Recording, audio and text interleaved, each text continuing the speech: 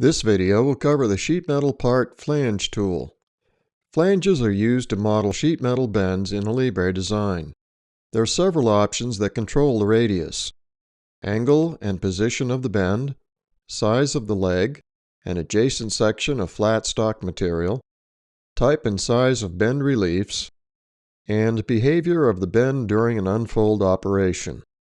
Before you begin, you must have a sheet metal model which contains at least one of these base features: a tab, contour flange, lofted flange, or convert to sheet metal part. The flange tool can be accessed on the ribbon under the Sheet Metal tab in the Sheet Metal Tools group. We'll start with the features under the main tab on this dialog first, and then cover the features under the Advanced tab. Edge. This is the edge where the flange will begin. If the correct edge is not populated, you can click in this text box and then click on the correct edge. You have your choice of either clicking the flange icon first and the edge of the part second, or you can select the edge first and the flange icon second. This second option will bring up the flange dialog box with the edge already entered in the dialog. Alignment. There are three options to initially choose from: inside, outside, or adjacent. The icons show you how the length of the flange will be measured. Click on these icons for a preview of how the flange will change in the workspace. Trim side bends. Selecting this option will trim the side bends of adjacent tabs.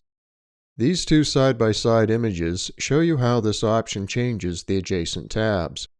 Both show the exact same corner, the only difference being that the image on the right shows the corner with this option selected.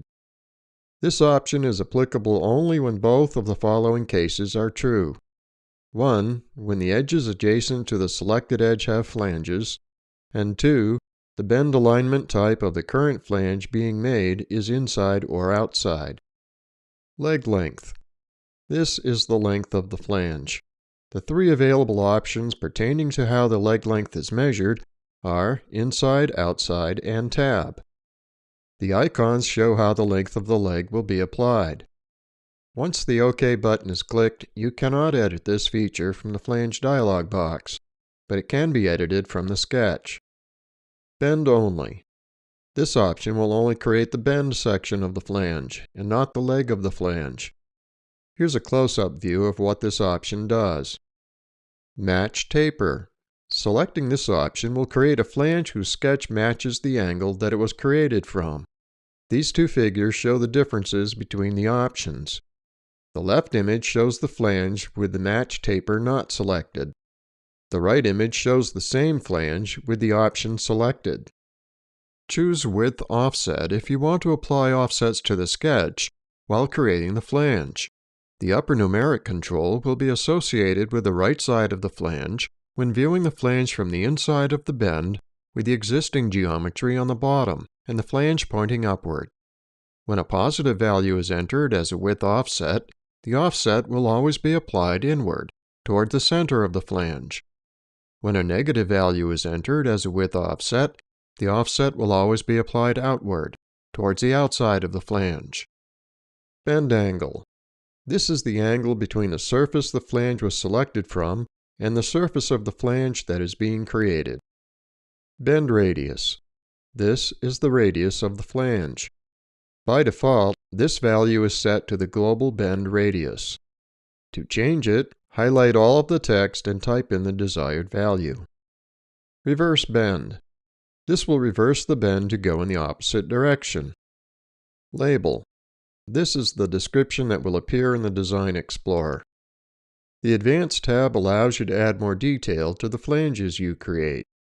When sheet metal is bent to create a flange, stress often builds up at the corners.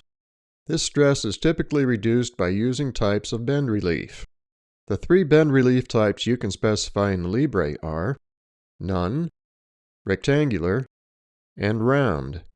The bend relief options will only be used when the flange is not the entire length of the tab or flange it was created from. For these options to be viewable in your design, the flange must be offset as seen in these three examples. The width and depth of these options is initially set to the default value of AD bend relief width and AD bend relief depth, respectively. These values represent the width and depth of the relief cut. Both of these values can be changed at any time during the design. The only differences between these two images are the width and depth values. For bend allowance, you can choose either K-factor or unfold length. Use the specified K-factor to calculate allowance for the bend, or use unfold length to set the unfold length used when unfolding this bend. The unfold length option will give the overall length of the part and will not use the K-factor option. This video covered the sheet metal part flange tool. Flanges are used to model sheet metal bends in a Alibre design. The flange dialog provides many settings and options for specifying flanges in a Alibre design.